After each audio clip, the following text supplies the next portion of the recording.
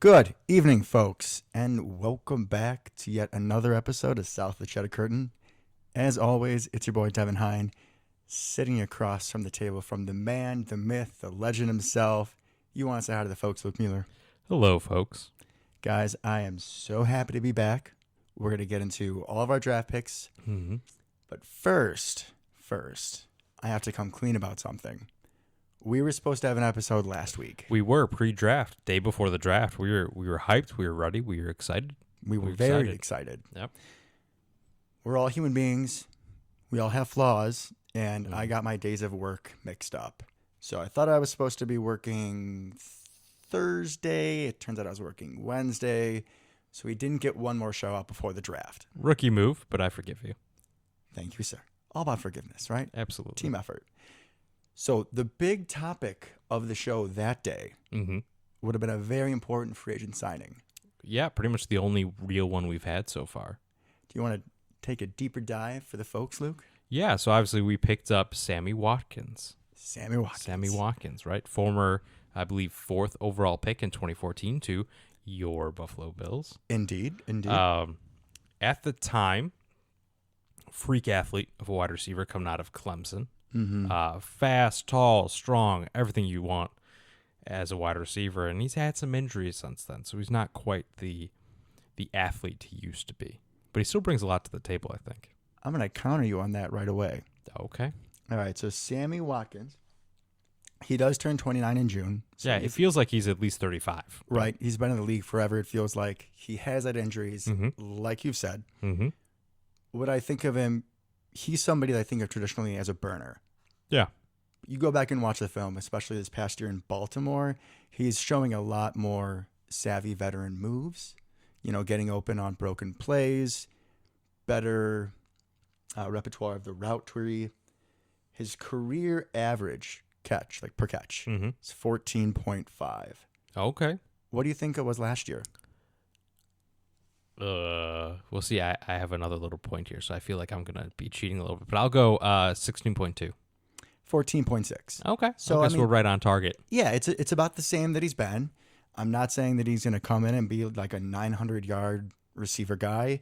I think some Packer fans, saw the signing and were afraid that's not going to replace Davante Adams. We're not going to replace Davante Adams. Just not happening. With one person. Nope. We're not. What we have picked up is a guy that can give us, 300, 400 yards, kind of like what Randall Cobb did last year. Okay. Savvy veteran. And apparently he's into like the higher being stuff. Oh, yeah. Like the meditation and whatnot, which, hey, all for mental health, super important, not just for our Packers, but for all of our listeners out there. Take care of yourselves.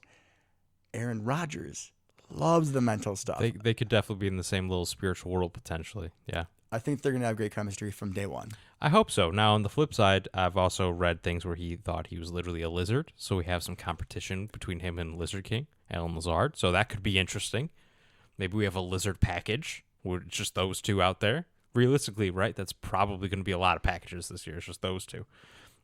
Is the offense just like Jurassic Park? It might be at this point. Is that going to be a formation we call? It really should be. We got the two lizards. We got Big Dog. I mean, we're good to go. We got some characters. We do. Which, who doesn't love characters, man? Yeah, absolutely. Everybody loves animals. So one other thing I would like to bring up is he actually had one of the highest speeds reached last season. Ooh. Yeah, I believe he was at 21, 22 miles per hour. Okay. The fastest, I believe, was Tyreek Hill, but he had one of the top 5. So he still has the jets on occasion. Yeah. I mean, he's not the athlete he was at one point. Maybe now you're looking at him running more like a 4.45, 4.5, somewhere in that range.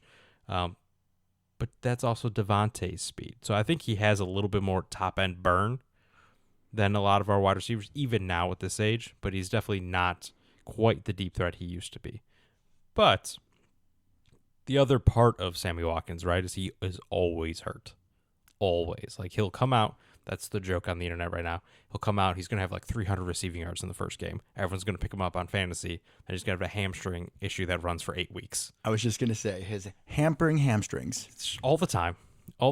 And I read an article on him that's kind of an interesting profile from a couple years back when he was with the Chiefs. And he was pretty open about the lack of care he had when he was younger. So those days in Buffalo, he would just go out drinking every night, just kind of run his body into the ground. And he knows he's paying for that at this point. Mm-hmm. That he would be in better shape. He would be a better athlete if he had taken care of himself. So that's a lot of self-awareness. But, I mean, that points to exactly what you're dealing with. I mean, maybe he didn't rehab from all those injuries as hard as he could have. Because he did have a lot of injuries when he was younger. At this point, it's mostly nagging things. But he had some pretty big ones early on. So we'll kind of see what we get.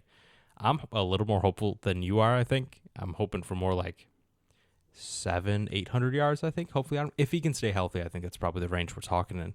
And the biggest part with him is he's an X receiver, right? He's a boundary guy. I was just going to say, for our listeners at home, is a boundary receiver, which we are in desperate need of. Because we have Lazard, who actually plays inside as a big slot, probably more than he plays outside. So going into the draft, right, before Sammy Watkins, we had Lazard, who's basically a big slot. Mm-hmm. We have Randall Cobb, who's a little slot. And we have Amari, who's a little slot. You need two other people that are tall on the outside, or at least taller, that are capable of playing those positions. And Sammy Watkins fills one of those needs right away. Definitely. I mean, I think, like you said, it is all about whether he can stay healthy and on the field. I think it is I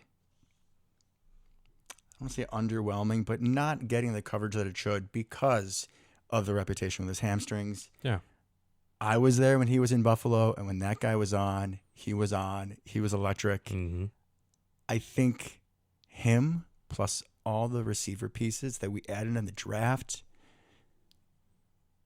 we're going to have some fun with this offense. I think we're going to be all right. Yeah, I think we're going to be just fine. And we'll get into each of those pieces a little bit, obviously, because the rest of this episode will be about the draft. Indeed it is. But we didn't really want to skip over Sammy Watkins because that's the receiver people have been asking for, right? Like, we knew we were going to sign somebody. We just didn't know who. You know, Julio, Jarvis, Landry, Will Fuller, Sammy Watkins, right? Those are kind of the names you're hearing. AJ Green. Sammy Watkins, 29. He still may have a little left here, and hopefully we can see that play out. Definitely. And I think it's important, too, that we started with this because, you know, like we've said for the last few episodes, talking about going into the draft, what our needs look like is affected by what we did in free agency. Right. So maybe the Sammy Watkins play, his addition had a little bit change what we did in the first round. Yeah, and I think it gives you a little bit more flexibility so you're not feeling like you necessarily have to reach on a wide receiver or something like that. And at least not one that plays that position. Yeah, definitely. Because Right. that was the X receiver was a definite need. X and somebody, who can take the top off of the defense like Right. Marquez could.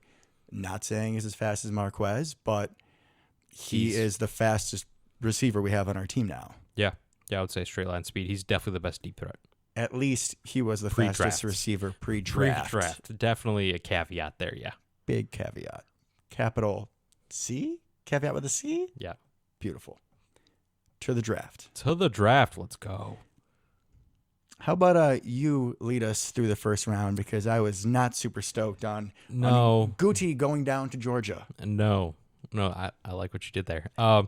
So we have a group chat with us and JP and one of our good friends, and also guest host on the show. Guest host on the show. Yes, I would big, be remiss big part if I of the didn't family. bring that. Much love to you, JP. Absolutely. So we have a group chat that we go back and forth about all things Packers and pretty much nothing else in.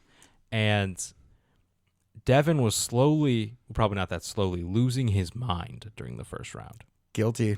Right, because there was a lot going on. If we back up a little bit, everything that was going on. You had the Hollywood Brown trade, right? You had the A.J. Brown trade. All the Browns left, basically. I was thinking about you big time during that trade. I know that one hurt, honestly, because that didn't feel like that much capital. But you got to look at the bigger picture. They gave him 4 years, $100 million. We weren't going to do that. Of course not. It Right, just felt like a weird move, especially if I may jump on. Yep. We're talking about last week, Mm-hmm. or last episode, the comparisons. Him and Traylon Burks. Traylon Burks. Yep. Traylon Burks is more of a Metcalf. We're not going to go back there tonight. But,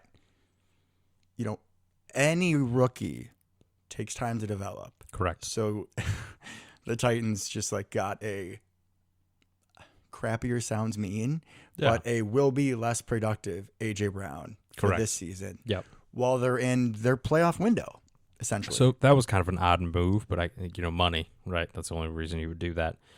I did find that super interesting because I don't think Treylon Burks is actually going to be as good as A.J. Brown. As much as I like him, like A.J. Brown is really good at football. So that was really interesting, and the fact that they literally just took the closest thing they could find to a carbon copy was fascinating. So you have that, right? You had the run of receivers from, what was that, like 8 to 18, basically. In those 10 picks, 6 of them went. Yeah, when Washington took Dotson, I looked at the TV and I definitely said a few swear words because I was like, oh, God, like, here we go. If you're to the point of taking Dotson, who I definitely would not personally have taken in the first round. He's too little. He's a little guy, right? And nothing against that. I was going to say, Luke, nothing against it, man, but for our Packers receivers, we need some taller people. Correct. Yeah, as I told our friend JP, I needed people taller than him. He kept sending us people that he liked that were like 5'8" to 5'10". I was like, no, dude, we need a tall receiver, or at least someone 6 foot and above would be nice. Yeah, we talked about before. We did. Putting Randall Cobb on the outside just doesn't work unless Chris Conte is covering him. Then it's fine. Yeah, then it's fine. If you see Chris Conte out on the field, do whatever you want. Put Amari Rodgers out there. Yeah, I don't care. No, we'll still win. Dominic Daphne even. Oh, that might be a stretch. That might be a stretch. Okay, right. So Devin was not in good place. Lots of swear words that I'm not going to repeat on this show were said. I think more so after the picks. I mean, I wasn't happy receivers were flying off the board, but it was more in response to what we did and what my mindset was at the time. Correct, because naturally, all those receivers come off. Good talent's dropping. Mm-hmm. Talent is dropping, right? Because it kind of came out that we really only had 6 receivers with a round 1 grade on, which I guess it ended up being kind of questionable. And apparently Rodgers knew that, which I'm really happy they had that communication. Great communication. It's what we've been asking for a couple years now. Healthy relationships, all about communication. Well done, Packers. Right. So once Dotson goes, yeah, and then once the A.J. Brown trade happens, you already know that we're not taking a wide receiver at 22. I already knew at that point. It's like, we're not going to take Pickens that high. We're not going to take Watson that high. Nobody's worth 22 left, right? So we're going to, at least that was my thought process. We're going to do something on defense. Felt early for an offensive lineman, but you never know, right? That's where my head went.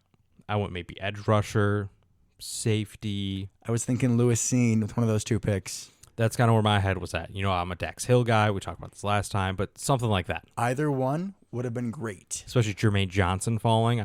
He was somebody I was really looking at 22 at that point.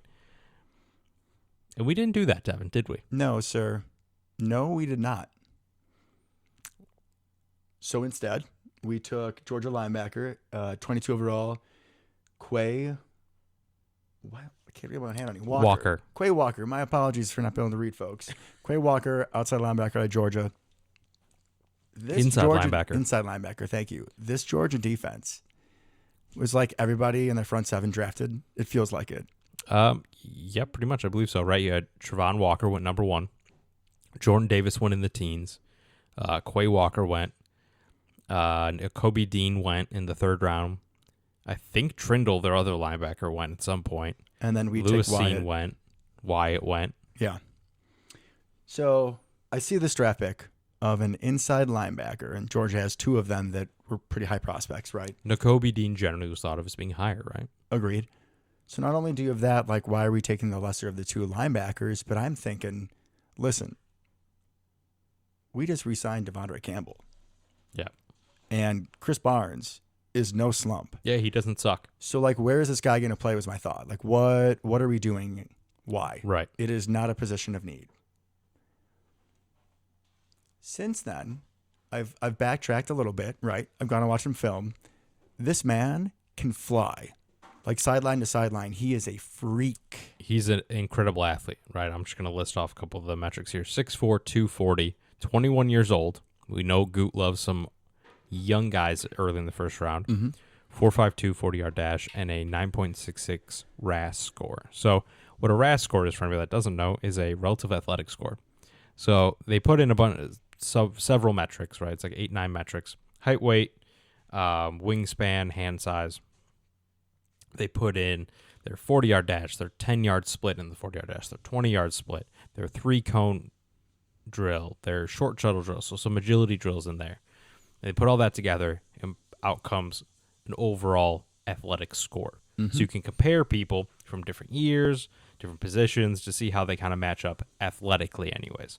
Obviously, skill's a whole different ball game, but the RAS score is kind of used, and Green Bay, I doubt, uses exactly the RAS score, but they seem to use something very similar because they seem to always enjoy high RAS score players. Mm-hmm. And 9.66 is incredible. I heard a stat today that his 40 time was faster than Devontae's. It was. So when we made the pick, as we've talked about, I was very upset. You are not a happy camper. I have mentioned so many times my thought that we need a third safety. Yeah.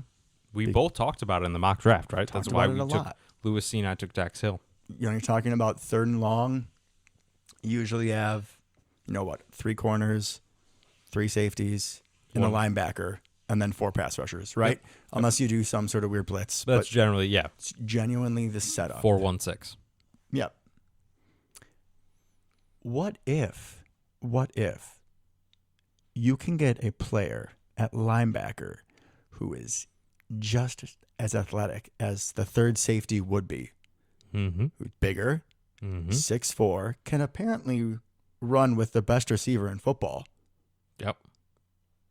Maybe that would work. Maybe you could just go nickel instead, and you don't need a third safety, and somebody should relax off their hot take. That was the epiphany I came to. I also believe that's kind of what I told you that night.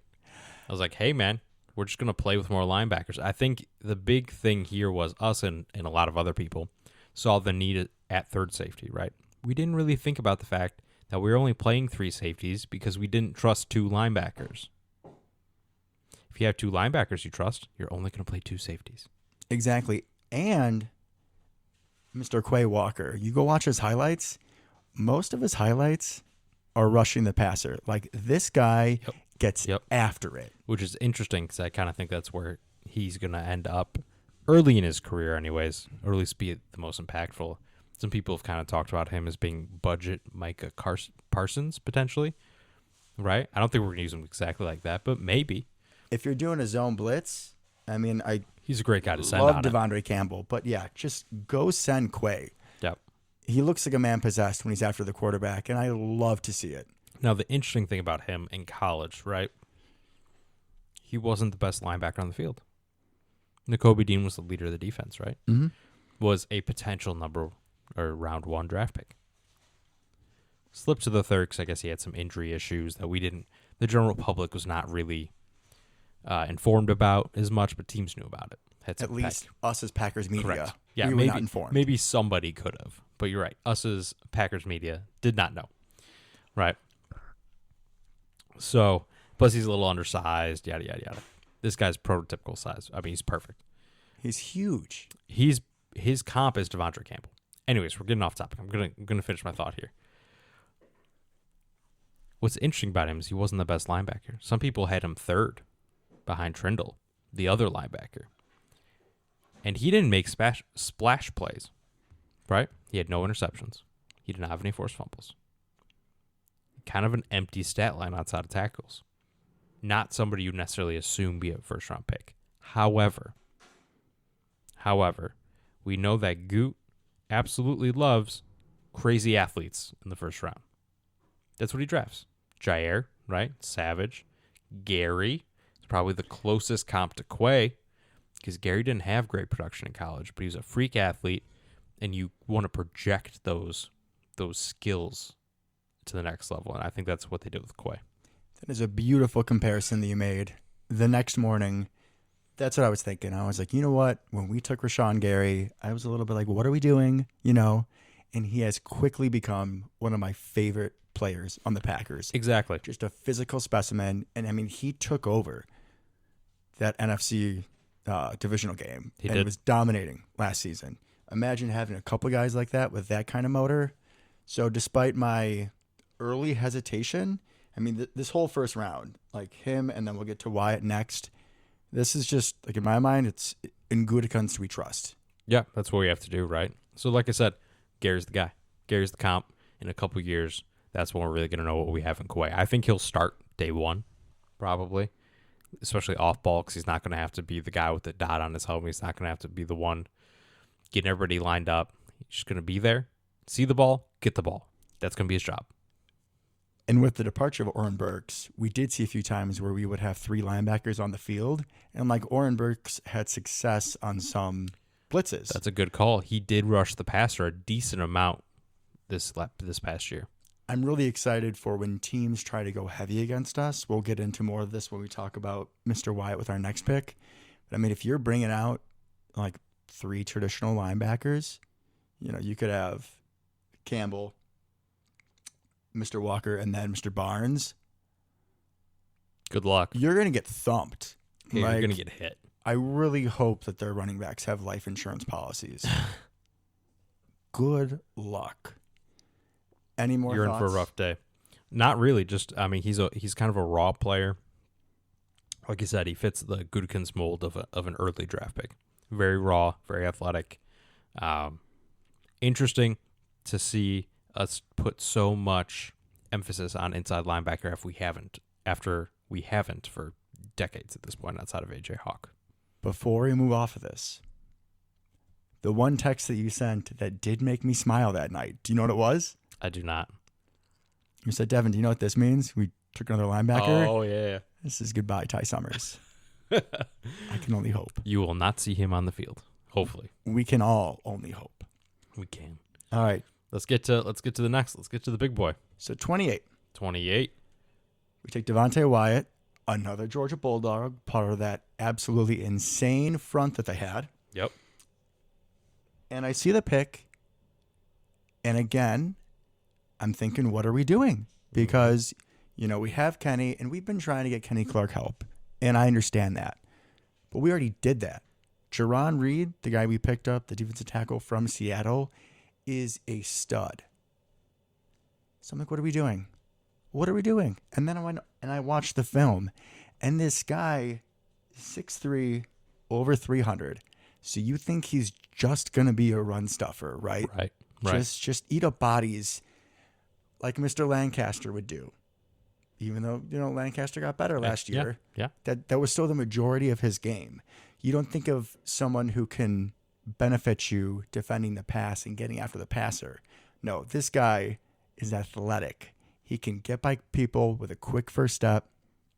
I saw him on a few plays like quarterbacks would break contain, right? With Georgia's crazy defensive line. You got these kids running for their lives. Mm-hmm. And this 300-pound man was catching them from behind. He's fast. So just think for a second about it in passing situations. Yeah. If you can have, Kenny, who we love so dearly, but we feel never gets enough respect or the sacks or anything because he's double, triple teamed. You got Kenny. You got another big guy who can shoot a gap, plus Gary or Preston, or you send Quay on some weird blitz. The options that we have on defense, like you said that night, man, I'm getting excited. You should.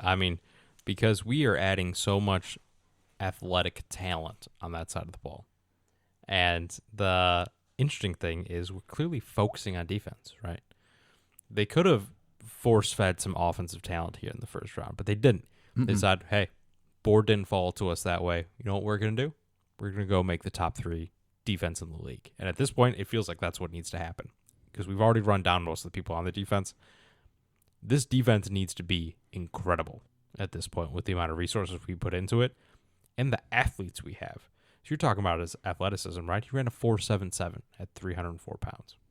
It's just not real. No. How is that possible? And he got overshadowed because of Jordan Davis, right? Because Jordan Davis also ran in the 4.7s at like 6'6", 330 or whatever he was, which is absolutely mind-boggling. But a 300-pound dude running 4.77 is also incredible. RAS score, 9.6. Just an insane athlete. And my favorite part, I think, was the fact that, after we draft these people, you're looking up, at least I do, like comps. Like, what does this person look like? Who does this person look like, right? First pick, Quay Walker. Comp, Devondre Campbell. Nice. Beautiful. We like him. I love. I'll say it. I'll You use do. I'll You use love the him. big word. Go for it. It's a big step for you, Devin. Just honest, bro. Devontae Wyatt, look up NFL comp. Hit me. Kenny Clark. If we could have two Kennys. Can I get emotional on the show, or is that not allowed in the offseason? Clearly, he's not going to walk in and be as good as Kenny Clark. And we drafted Kenny Clark when he was like 13 years old, it feels like. He was like 20 or 21. Yeah, he was 20. So the fact that Devontae Wyatt is an older prospect, Kenny Clark's only 2 years older than Devontae Wyatt. He's been in the league like 5 years at this point. But if you can have two people that have similar skill sets, and what I mean by that is clearly big guys stop the run. Kenny Clark does a great job of that. Devontae Wyatt did a good job of that. But both of them have that kind of set them apart from a lot of nose tackles or other defensive tackles, depending on the scheme, is the fact that they can be disruptive in the backfield. They can penetrate, right? Yeah, on like outside runs, you can shoot that gap Yep. and completely blow it up. And the best way to kill a passing play is pressure right up the middle. Right? Oh, yeah. You get that center or guard backing up in that quarterback's face, they're done. Step on the quarterback's ankle, sack. They know how to something. step up and around and kind of through the outside pressure. But that pressure in their face, now they can't see anything. And then when they're going to be, hypersensitive to that pressure up front, they're going to retreat on back, and all of a sudden, oh my God, Boom. there's Rashawn Gary. Exactly. Or, oh my God, what's up, Preston? Or Mr. Garvin or Tipa, whoever. Yep. Good luck, man. Like you were saying, we're so excited for defensive football. It's because we saw those flashes last year, right? Where we had a couple games, that Seahawks game, we're like, man, this defense is incredible. As painful as San Fran was in the playoffs, dude. They played amazing. It was one of the most beautiful defensive performances I have ever seen. And next year, because of Wyatt and Walker, we should see a lot more of them. The one thing I want to add about the addition of Wyatt Yeah. is we saw this a little bit with Tyler Lancaster last year, where we would put Lancaster on the nose where Kenny was, Yep. and then we'd go put Kenny Clark up against like a tackle. Good luck. And he'd eat their lunch. Yep. I was thinking we could do that with Jerron Reed potentially, which we still could. Or we can definitely do that with Devontae Wyatt. right. Why don't we have a 3-4 where we have all three of them? That's a lot of beef up there. Just good luck. Yeah, that's going to be rough. Goal line defense, Gonna be those third three, and short, maybe Dean Lowry out there too. Oh man. they're going to feast. Yeah, now you're talking about Dean Lowry being potentially the third, maybe him and Reed, depending, third, fourth best defensive lineman, not number 2 behind Kenny. Coming off of a 5-sack season. A great season. And Great again, season for him. With all these guys, Yep. we're going to be fresher in the rotation, but Exactly. that also compounds, right? Because then you're fresher. You are pressuring the offensive line more. They're going to be more tired. Yep. I mean, I think our sacks should go through the roof. I think we're getting a lot of interior pressure this year, largely due to him. And I just love that he's a disruptor. He's not just a gap filler like so many big guys because of that athleticism. He really knows how to use it. So I love it. I'm super excited for this defense. On to day 2.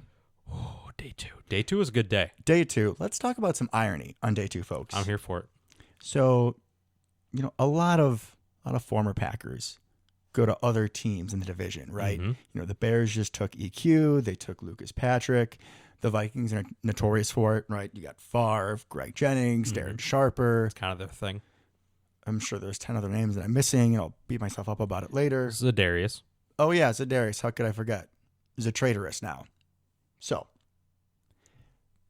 we trade both of our second-round picks to the Minnesota Vikings to get, 34 overall? 34. And we pick the doctor, Mr. Christian Watson, North Dakota State University. And I am predicting that he will have several house calls this year. Oh, God. Thank you How long were you very waiting to much. do that? That's Oh, you think that I prepped for a show and didn't come up with cheesy nicknames for people, Luke? So just everybody at home, Devin has a notebook next to him, and I guarantee if I look at that after the show, that will be written down somewhere. 100%. Guaranteed. But I mean, this guy, right? The comp is Marquez. I don't think that's a good comp. I was going to say, we might have heard on the show, kind of liked Marquez Valdez Scantling. Obsessed. This guy can do so much more. It's not even funny. Take it over, Luke. Okay, so Christian Watson, right? Our guy from North Dakota State. Wears the same colors. Let's start with that, right? We already know he looks great in green and yellow. He looks great in green and He yellow. looks great. So we already know that. He is 6'4", 208. Big kid, right? Big kid. 22 years old. Going to turn 23. His rookie season ran a 4.36 40-yard dash. Marquez ran 4.37. So the same speed as Marquez, right? Bigger than Marquez, definitely. Much more useful, too. He is, and we'll get into that. RAS score, 9.96. That is very good, as in the 12th highest ever recorded. Good. You know who's in front of him? Devin. No, Devin's pointing at himself. Oh, Devin not is me. not Okay. in front of him. Actual Randy Moss? Don't believe he was on that, but continue. Can you give me a hint? Well, Is it Tyler Lancaster? It's not Tyler Lancaster. I mean, there's the number one freak ever at the top, so you could probably start with that one. Like Calvin Johnson? Calvin Johnson, perfect 10-0. Perfect 10-0. Braylon Edwards is up there at 9.96 as well. Well, that's... Julio Jones is on that list. Yeah, that's the kind of level you're looking at here. Just, can we throw out Braylon Edwards? Yeah, but throw him to the if we side. take that for a second, Braylon Edwards had a good career. I mean, sure, but he was always underwhelming. I don't necessarily disagree with that, but he had some good seasons. But the vast majority of people on that list have turned out to be quality starters in the NFL. They haven't all turned out to be great, to be Calvin Johnson or Julio Jones. But if you're that freaky, generally you can at least find a spot in the league. And that's where I think his floor is going to be MVS type situation, right? I think that's his floor. If he can never figure out anything else in the NFL, he can still run straight, catch ball. Sometimes catch ball.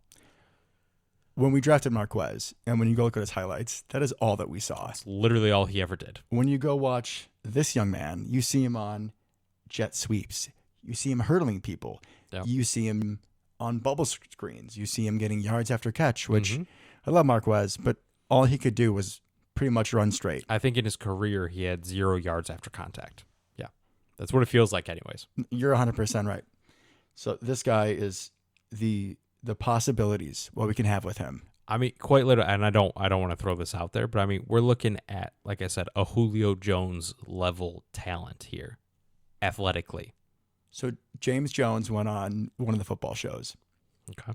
And he made comparisons for all of our Packer draft picks. Oh, I love that. Guess who he compared this young man to? Mr. Watson. Jeff Janis. No. Do love that. I love The GOAT. I love Jeff Janis, of course. And we did take a receiver in the 7th round, so we do have some Janis vibes. Jordy Nelson. Ooh, interesting. Except he's way faster than Jordy. Yeah, because Jordy was fast and deceptively fast, right? But this dude is he is fast. So what I think's interesting about that, right, is they both did not have amazing hands coming out of college, right? We have a history of drafting wide receivers that have the dropsies at times. Amari. James Jones, Devontae, all early on in their career or out of college had drop issues. Christian Watson has drop issues. However, I think he's even more fluid than Jordy. Right? He is so natural as a ball carrier that they used him out of the backfield. They used him in jet sweeps, like you said. And he looks like he could be, I don't want to say a running back or anything, because he's definitely not built like one, but he's that comfortable with the ball in his hand. His junior year, he was an All-American kick returner. He's very fluid. Incredibly fluid in his movements. He just looks like he was born to have the ball in his hand running. My favorite part of us drafting Christian Watson, did you hear about who texted him first? Our boy Aaron, yeah. Yeah, Aaron Rodgers texted him first. Like, imagine all the people in your life, and Aaron Rodgers texts you first. Like, that is awesome. Well, I think even the best part of us drafting him was that Aaron Jones came out in a giant sombrero to announce the pick. Yeah. Oh, I did Him see announcing that. it in a giant sombrero was amazing. And he's like, can't wait to have you. Let's get to work. Yep, perfect. Love it. And I think another big thing, right, is he didn't have huge stats. And I heard a stat the other day that while during his time at North Dakota State, they ran the ball 2,500 times. 2,500 times. They passed the ball 1,000. Right? That's not a lot of balls over 4 years to get spread around. So he didn't have crazy stats. Yeah, he played with some good players. He played with Easton Stick, NFL quarterback. He played with Trey Lance, NFL quarterback. Last year, he played with Quincy Patterson, who's a pretty good quarterback. But they just don't throw the football. And people assume if you haven't seen them do it, that they can't. Like when we took A.J. Dillon, right? Boston College didn't really throw to him as a running back. Ever. Like, oh, he can't do it. And now he's perfectly fine. Like, wheel route God, he's great. Yeah, he's great out of the backfield. So one of the knocks on him is route running, but that's because he never had to. He never had to run interesting routes. They just got him the ball any way they could, either 70 yards downfield or handing it off. And with that speed and how smooth his routes are, I mean, this LaFleur scheme, like, will scheme people open. You know, Lazard isn't a great burner, and we can still scheme him open. This kid's going to fly, man. I mean, that's why I said, like, year one, day one, week one, he's MVS, right? And that's what I see him as to begin with. And I think as the games go on, the weeks go on, I see you start adding things to his plate, right? You start having him run different routes. You start giving the ball on jet sweeps, the little pass, right? The little push pass. Start doing stuff like that. But I think day one, he fills MVS's role. You start there, and you see what he can turn into. For sure. And since we did pick up Watkins and a few other guys we drafted later on, like, you don't just have to, oh my God, he has to be our X receiver because he's 6'4". Right. You have the luxury to move him around because of how he drafted. Exactly. All right. I'm super excited for him. I loved it. I know a lot of people thought maybe George Pickens, but Christian Watson has the single highest ceiling, I believe, of any wide receiver in this draft. He doesn't necessarily have the best chance of reaching it, but just with those tools, he's head and shoulders above everyone else, right? He's Drake London, except way faster. You know? He's kind of like Jameson Williams, but like 4 inches taller. Right? I mean, that's kind of what you're looking at from an athlete size perspective. The sky's the limit for this kid. Hopefully he can reach it or get anywhere close. And fun fact, his dad was drafted by the Packers. Very fun fact. Tim Watson in 1993, I believe 6th or 7th round. Never played on the practice squad, but hey, we're keeping it in the family, man. Welcome back, Mr. Watson. Absolutely. Welcome back. Happy to have you. All right. Next pick. So, third round, we took Sean Ryan, spelled kind of in a funny way, Rhyan. Sean Ryan, yeah. So he literally can play any position on the offensive line. Yeah, to UCLA. He was a left tackle, I believe, in college. And primarily. We all know how much we love taking left tackles and then putting them literally everywhere on the offensive line. Mm-hmm. He seems to fit right into that, right? Strong kid. Another athletic guy, right? At tackle, his RAS score is 9.33. So the way the RAS scores work on the offensive line anyways is you can change positions, right? And if you put them in as a tackle or a guard, they will be a different score than they are as a center. So generally it just goes up because tackles are expected to be the most athletic, right? So to have that kind of score is incredible. We're drafting big athletes everywhere, essentially, is what we're doing. He has great hair as well. He's got some long locks. He'll fit right in with Bach and Newman. I mean, this is great. You're going to be a left tackle on this team, bro. Like, you got to That's what's going to happen. I doubt he stays. He's going to be a left tackle. Right. He's going to be probably a right tackle, maybe a guard.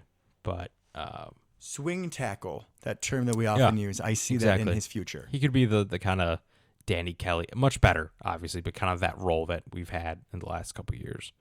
Rick Wagner, that kind of thing. Or even, what's his face? Like Lucas Patrick. Granted, this guy's natural position is tackle, but he is a hell of an athlete. I think the fact that we can move him anywhere across the line. We took our Lucas Patrick later in the draft, but we'll get to that.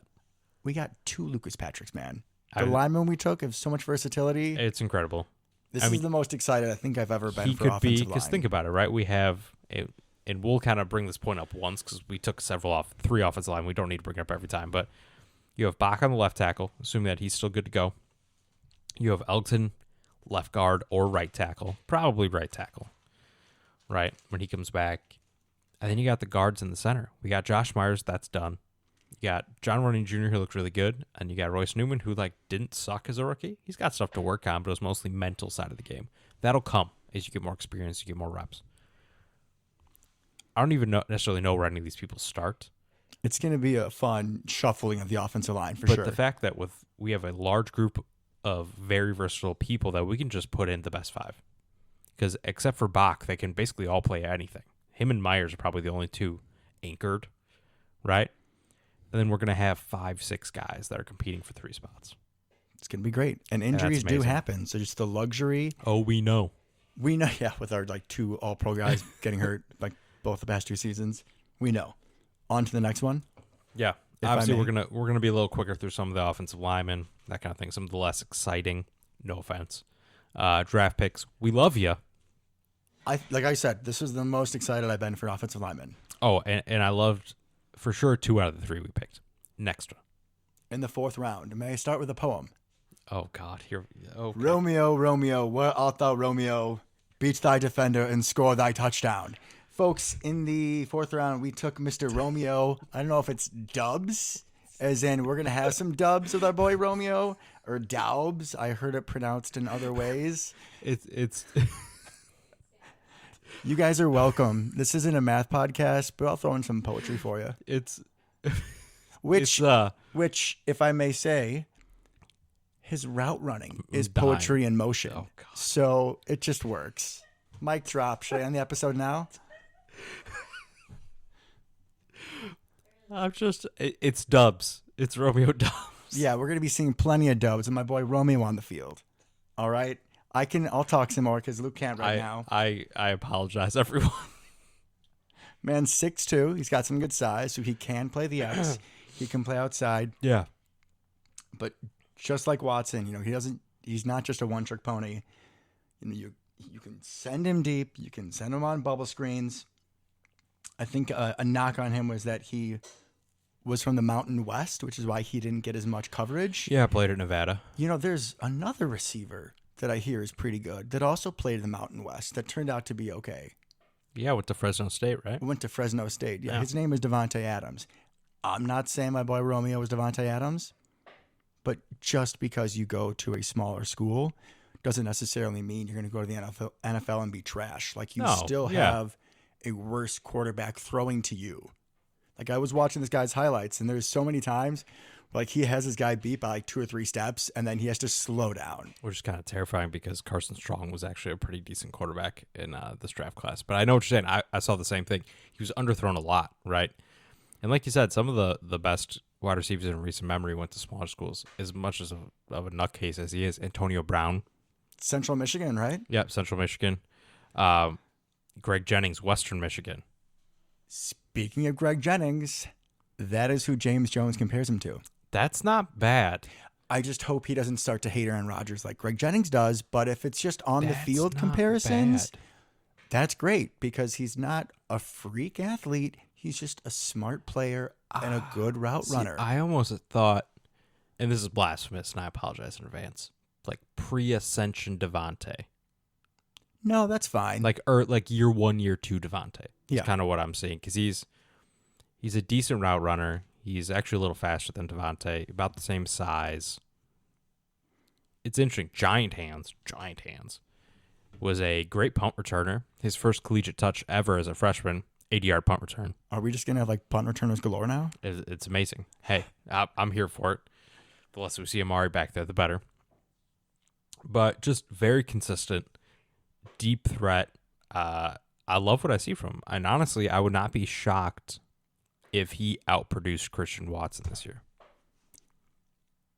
This is really a big question for you right now. Yeah. Can I claim him as mine? Can he be my boy? Sure. Thank you. He's wearing 87, so that's a good number. It's solid. It is. We got a lot of good numbers. We do. For some of these guys, yeah. We do. We didn't talk about it, but Quay, number 7. Oh, love it. Beauty. What is it Watson 11? No, Watson originally was going to be number 82, and that's garbage. Oh, that's God. a terrible number. I can't even think of a Packer in 82. Darius Shepard. Right, also from North Dakota State. And then he ended up with 9. Solid. I like 9. That's fine. Yeah, I'm good with 9.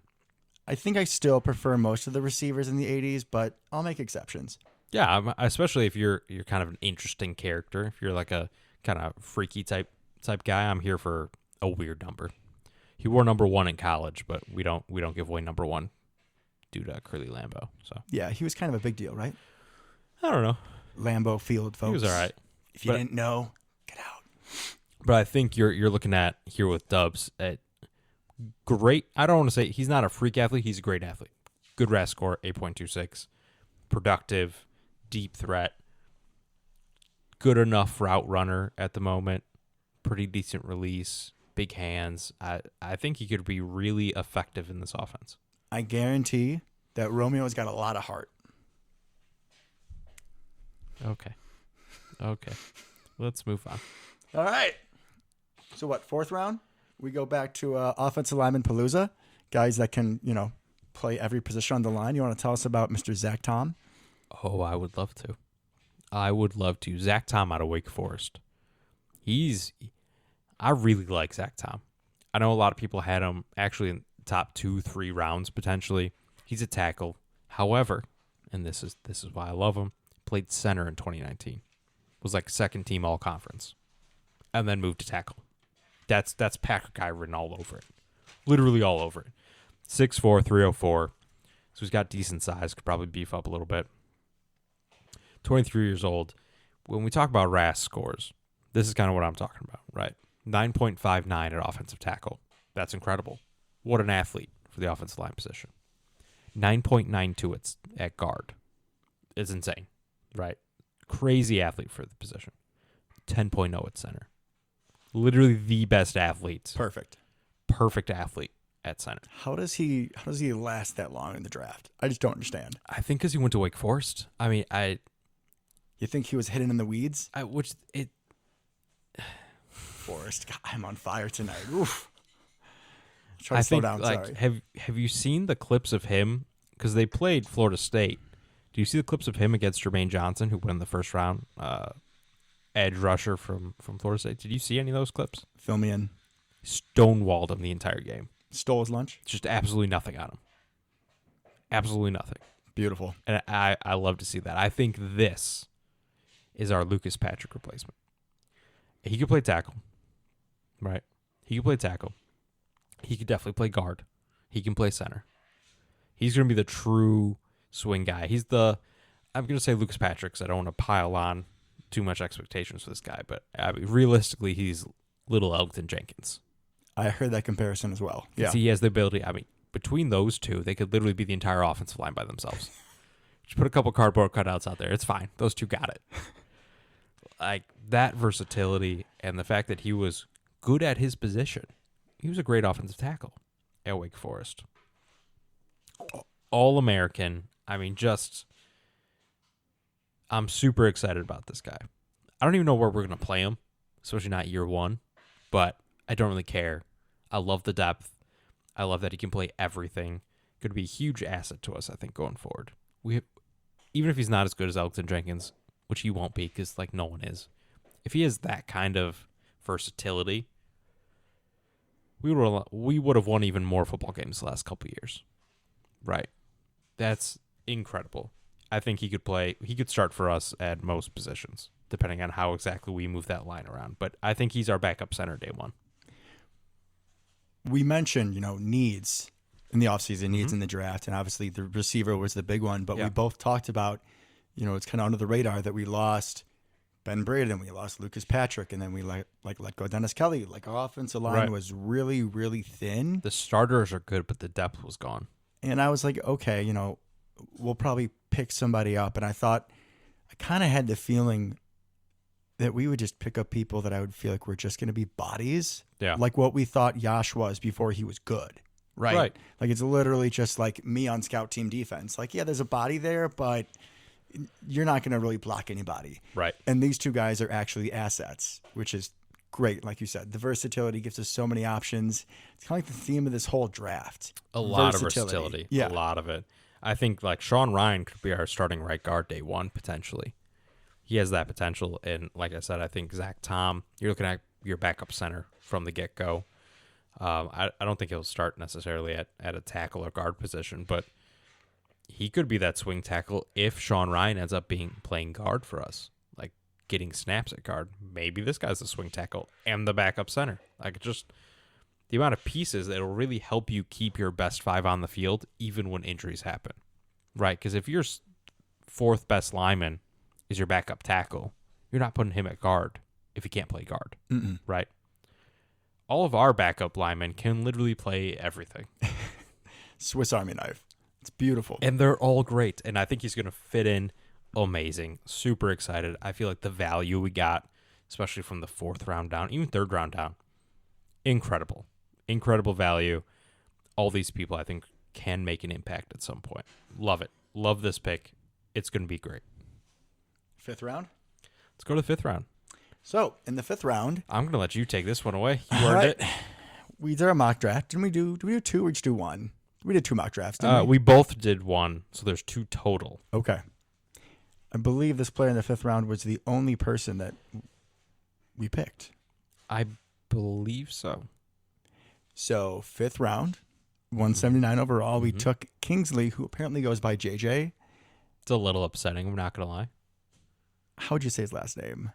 I don't even want to try it. Enigbare, maybe? Thank you. That sounds right. So this guy is 6'7". He is He's 6'4", but that's okay. 6'4". My apologies. Handwriting. 6'4", 280. This guy is actually been compared to Zadarius Smith. Yeah, a little bit. I've seen outside pass rusher. He can join the rotation with Gary and Preston. Now, I did mock us taking him, but I think I had him in like the 3rd or 2nd round. You had him in the 3rd. He was going along with, that was the pick I took, Drake Jackson. Mm-hmm. And a lot of people had either him or Drake Jackson kind of going to us in that. And Drake Jackson, that's when he went. He went exactly kind of where most people thought he would. This guy, however, fell. Now, remember in that mock draft, I took Drake Jackson, a little leaner, worse run defender, maybe a higher upside because he was an athlete. Mm-hmm. You took this guy, less of an athlete, more production. Yeah, he's a big dude. I noticed, too, that he does a good job of sealing against the run, especially on outside runs. You know, like either counters or stretch plays. Like he has good penetration using his power and his motor to push back the tackle. Yep. Like there were plays where he literally threw the tackle into the running back on stretch plays. And I think that's going to kind of be his thing going forward because he's not a crazy athlete, right? We're talking about RAS scores 6.26. So definitely not the level we've been talking about with everybody else. But he's long. He's really strong for his size. He's got what they call heavy hands, long arms. So I think what that means, to me anyways, is maybe you end up with a little Preston-y, right? They call him Zadarius, and I get that, but maybe Preston's really good at setting the edge. I feel like this guy could be really good at setting the edge kind of long term. I know he's been all over the place. I've seen people talk about him being a terrible run defender. Some people say that's his biggest strength. Some people say he has no pass rush moves. Some people say he has a ton of pass rush moves. So it's a little all over the place. But at the end of the day, he was incredibly productive in the SEC, the hardest conference in the country. He's going to step in and be a solid third edge immediately that we're not embarrassed as on the field. He feels like a luxury pick because honestly, dude, like Garvin and Tipa, I wasn't embarrassed by them. I thought they did perfectly fine. Yeah. And this is someone that you would, put him in on early downs. Yeah. Again, we're just thinking about how we're lining up with our big boys. Good luck. Good luck opposing running games because we got some beef up front. It's going to be great to see. It's going to be really interesting. This is the kind of guy, he gets more pressures than sacks. Yeah. And Gary's been like that a lot the last couple of years where he's been almost leading the league in pressures, but he doesn't get home. This is kind of similar. Pressures also mean interceptions, incompletions. It's not a bad thing. I was just going to say, pressures mean the ball is usually not coming out as clean as it should be, and It's not like we might have the best secondary in the NFL. Correct. And if you create pressure, we got a lot of other people that can clean up your mess for you. And an all-pro middle linebacker and now a freak next to him. And my question is just, where are you going to go? Yeah, good luck. Where are you going to go? Good luck. So I believe he'll be our third or fourth edge, kind of coming off the bench, but I think there's a lot of potential there. Yeah, he's not a freak athlete, but he produces. He's just one of those guys that through motor and strength, and he just gets the job done, right? And if you can do that at a small school, maybe there's still question marks, right? We did that against the best offensive tackles in the country. So I think he'll be able to get it done at least at some level in the next level. 7th round we go. 7th round we go. Interesting round. So 7th round, we started at 228. We took a safety linebacker hybrid, Tariq Carpenter out of Georgia Tech. And I will say Romeo is my boy on offense, but Mr. Carpenter is my boy on defense. Which is interesting because I don't think we're going to see him on defense ever, pretty much. We may not. So Mr. Carpenter is a larger safety. Kind of reminds me frame-wise of Cam Chancellor. Again, that's a very generous comparison. 6'2", 230. He's a big guy back there. 6'3". Okay, well, give him his height. Man, 6'3". Was he wearing cleats? Do we know? It doesn't matter. I'll call him up after the show. I'll let you know. This guy usually plays more around the box, but he does get some interceptions. He's a thumper. And you know I love my thumpers, and you know I love guys that make emotional plays and then stand up and tell you about it, right? Like when EQ would do his reverses, run somebody over. Love to see it. This guy's the same thing. He'll come flying at the ball, break it up, have a good hit, and then he's going to let you know about it. He already talked to Joe Barry, and Barry mentioned that he thinks he's a great player, can see him playing multiple positions. Yeah. You could put him in the box at a linebacker. Yeah. He's not that dissimilar size from Horton Burks. Even though looks like we're leaning away from the 3 safety look. You know, we didn't re-sign Henry Black. Right. So right now we only have 3 safeties on the roster. Vernon Scott, Yeah. We have Ennis Gaines and like those other guys in Uphoff, right? That were in like the practice squad. Christian Uphoff, yeah. I don't know how I feel about them. He's actually kind of similar to Christian Uphoff. Yeah? Similar size. So I guess they'll be in competition for the 4th safety spot. Yeah. This guy definitely, like you alluded to, we're going to see him a lot on special teams. I think he's going to be a special teams ace for us, which is, hey, fine. The 7th round, I'm all for that. Yeah, totally. Somebody was joking. I don't remember if it was Bukowski or who, but one of our fellow Packer media members is joking that like the 7th round was just like, all right, this is for you, Bisaccia. Just like, who do you want, basically? I'm here for it. What else are you going to do at this point, right? We were talking about that before, right? When they signed him. We should be drafting. We should be getting guys to play special teams because apparently we're bad at it. And it's important. This is one of the kind of guys where I'm not even sure I care what position he plays on paper. I will take all day long a 6'2" or 6'3", 230-pound guy that runs a 4.47 and hits. I don't care what position you play. I'll take that guy. I'll take that athlete. We'll figure it out, right? That'd be great stats for a running back. That'd be good for a wide receiver. That's great for a safety. It's good for a little linebacker. So you can use him everywhere. Not saying we're going to use him at wide receiver, obviously, but special teams, that's what you're looking for. You're looking for athletes that are willing to put their body on the line. And having a safety linebacker hybrid that can run, that's perfect. Yeah, he's going to fit right in. I think the guys are going to love him, honestly. And the best part, did you see that picture of him when he was young? Oh, yeah, in a Packers jersey. It wasn't just a jersey, my friend. It was the Super Bowl shirt from 2010. And it made me feel real old. Oh, yeah. Yeah, I did. Yeah, I had the same thought process as well. One thing I did laugh at is I saw one of his interceptions on like a defensive back running with the ball, like in one hand. That also may be partial to him, I'm sure. I love it. It's like how Morgan Burnett used to do when he'd get the rare interception. All right. And then the other 2 picks we have, I'm less excited about. So we had 3. The other 2 picks in the 7th round. Do we have 3 total? We had 4 total. We had 4 total. Did I miss somebody? Yeah. Okay, so we got our boy Carpenter. Yeah. And then we have just another big, beefy defensive lineman, Jonathan Ford out of Miami. Who basically, right, I mean, him and Sladen fill the same role. 6'5", 333, ran a 5.47 40, literally a full second slower than Carpenter.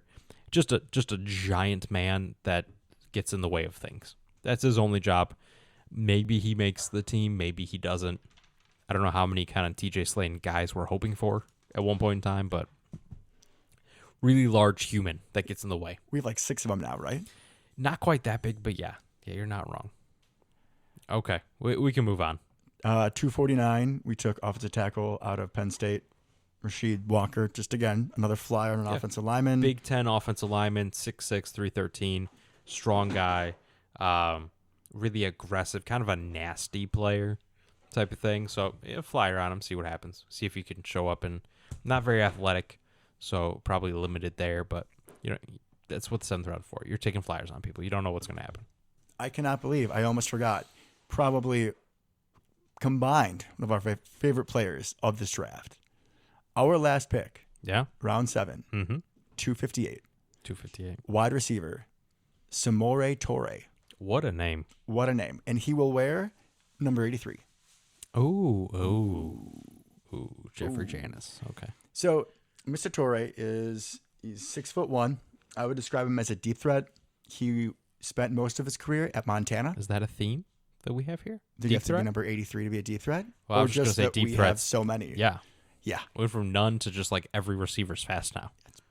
Great to see it. Yep. Well done, gute Kunst. So when he was at Montana, where he started his career, he actually set a playoff record for like over 300 yards receiving. Yep. So people think, oh, okay, that was playing against crappy competition. Mm-hmm. He comes to Nebraska. His biggest games at Nebraska were against Ohio State. He went 4 for 150 and a touchdown. Against Wisconsin, 7 for $113 and a touchdown. Both teams with good defenses. Both teams with good defenses. He's the best receiver. So, in college, you do have such a discrepancy in talent. Yeah, that's true. Where it's like, okay, that's the one guy that can beat us. So, like, double and triple cover him. He still feasted. He did. That season, he finished with 898 yards. But what really impressed me was the 19.5 per catch. Good. That's what I was going to bring up. That's incredible. That's deep threat. That's MVS type stuff. It's even better than MVS. And he, interesting thing about him is that Nebraska offense was terrible. He was literally the only good part of the entire offense was Samori Toure. So, yeah, he had a lot of attention on him. I think this is a guy that could make the roster. He could be wide receiver 6, wide receiver 7, somewhere in that range. Let's go there for a second. Okay. Because I was thinking about it on the drive-in. Like, we were freaking out months ago about not having any receivers. And now I don't want to cut anybody. Yeah, so, like, let's just say we keep, 7 maybe? Maybe. 7, 6? I mean, we just drafted 3 good ones. Mm-hmm. Lazard is an obvious keep. Yep. Cobb, I think, is obvious. I mean, he's Aaron's best buddy. Watkins. Yeah. Amari would be 7. Yeah. That's pretty crazy to think about. So does that mean you're going to try to get Samori Toure to the practice squad? I think the preseason is going to tell us a lot about that. It would be hard to keep 7, I feel, given the personnel we use. We don't go 4 wide. I mean, we'll see how Samari looks, but honestly, dude, I would always say put Amari Rogers in the practice squad. And I'm not just being mean to Amari. Like, the Romeo, he can return punts. Yep. We don't need Amari to drop them. Nope. So let's do somewhere else. I think it all depends on Amari's growth this year and then kind of how the 7th round wide receiver plays, I feel. And then we still have Winfrey. We still have Malik Taylor floating around. So we still got those guys too, but we went from a real dearth of talent in that wide receiver room to now it being, I don't want to say necessarily a strength, but it's certainly full of possibilities now. We got some fun pieces, that is for sure. And they can all run. So that's interesting. That's interesting to me to see what we do with that. Can't wait, man. Honestly, from where we were just a few months ago to all the excitement with these receivers, even the offensive linemen, the pass rush, is it August yet? I mean, I feel super excited about it. I think that we really did what we needed to do, right? How we shored up the defense, made it a hopefully elite level unit, right, in the first round. And then after that is basically a bunch of offense. Just stack that cupboard. It's got a little bare over the last couple of years. We got to replenish it a little bit. And it'll be really interesting to see what we do with this. History shows when we usually draft 3 receivers, at least 2 of them hit. Let's hope it's all 3 this year. That would be outstanding. If you could have one critique of the draft, there is one position you would have liked us to address that we didn't or address more, okay, what would it be? Tight end. I would have, but it's hard because while watching the draft, I kept seeing these mini runs right before our pick. Yeah. I knew we weren't going to take one in the second, but 3rd, 4th, 5th, maybe look at Jelani Woods. The guy out of UCLA was pretty good. Ruckert. So there's some guys there that were talented, right? Isaiah Likely from Eastern Coastal Carolina. Oh, Coastal dude, Carolina. I would have loved him. See, I wasn't a huge fan. He just kind of he runs weird. I know nothing about his game, but the puns I could have, ooh. I know. He's supposed to be pretty athletic, but then watching him run, like on the football field, Painful. it was a little odd. It did not look like this was going to translate perfectly to the next level. I will trust your judgment on that Yeah, one. it's just something looks a little off. It's a big dude that runs fast, so hey, power to him. But a lot of those tight ends got taken right before we picked, or the kind of the 10 picks prior to our picks. So I wasn't surprised. But we have Roberto Grande, Big Bob, Tanyan, McHenry's home. Who's hopefully 100% Coming back and healthy and happy. We don't know if he's come back week 1, though, right? We have Big Dog, who's just blocking. He's another offensive tackle. Do you think he's getting AARP yet or not quite yet? I think he's getting something in the He mail. should be, yeah. Definitely. At least like a discount at Denny's. Probably at this point, right? We got your boy, Dominique Daphne. That was sarcasm if you guys can't tell. We have your boy, Josiah. And Josiah was my boy. And we have Tyler Davis. Tyler Davis? Can Tyler Davis take over and do something, That'd be please? great. Can he be the next Big Bob? Can he just like get Dominic Daphne off the roster? But like none of those people excite you. So I was hoping we'd have kind of another long term. If nothing else, because most of those guys we mentioned, not under contract next year. Yeah, that's a big thing. I think Bukowski pointed out on Locked On Packers today was that, yeah, like, you know, what's going to happen. We'll see about Big Bob. Yeah. Like you said, it's a 1-year deal. We don't love what we said of Josiah. Mercedes has to retire at some point. He's basically just year to year. And that leaves you with, I don't know, Dominique Daphne's situation or Tyler Davis, but I can't imagine they're on long-term deals. So tight end's a position that takes a couple years to kind of get your feet grounded, right, and really become an important part of an offense. Even the best tight ends in the league outside of like Kyle Pitts, even TJ Hawkinson kind of took a little bit to get going, and he was an elite prospect, right? Mm-hmm. So I would have liked to get somebody. So maybe he doesn't solve anything this year, but next year. Yeah, you gotta put that in the oven and have it start cooking. Right. Exactly. So that's what I would have liked. I'm guessing I stole your answer. You 100% stole my answer Yeah. because we all know how I feel about Dominique Daphne. Yep. Yeah, Big Bob. I mean, we're hoping he's back. He's good. He's ready to go. But it would have added a nice wrinkle too if we would have another tight end that we could count on like more than Josiah, because there were times where we would like to put Big Bob outside. Yeah. And I feel like we do want to run more 21 personnel with 2 tight ends. Like, again, harping back to the playoff game, running 21 personnel with no Big Bob, and you have like Mercedes and Dominique Daphne. There's no. And I love Big Dog. I do. But you're not getting open when it's, No. 3rd and 7. No, you're it's not getting happening. open on play action bootleg when they forget that you're not a tackle. Correct. And I love you, Mercedes. I do. But it's just the truth. And Dominic Daphne, you just disappoint me all the time. Like, if something happens to me at work, you have some crazy patients, will somebody on the show contact Dominic Daphne to be a pallbearer at my funeral to let me down one last time? Please and thank you. Kind of thought that would have been Josiah personally. I'll give them both a call. Half the tight ends can. Tyler Davis and Big Dog, they can sit out. Same with Big Bob. He's fine. Yeah, those 3, they're fine. So I'll let them know for you. No worries. Thank you, sir. Yeah, that's really the only critique I have. But like I said, while watching the draft, it just wasn't a good time for it. But that's okay. Maybe we'll just go 5 wide now because we have so many good receivers, huh? That would be something. Nobody saw that coming. Plot twist. All righty, my man. So I think it's safe to say that we're both feeling pretty good about this draft. Yeah, I came out feeling better than I have in a long time. Yeah, it's nice to be excited again, you know? It is nice to be excited. All righty. Well, I think I'm going to wrap it up here. You? No, I'm good. I think we covered everything.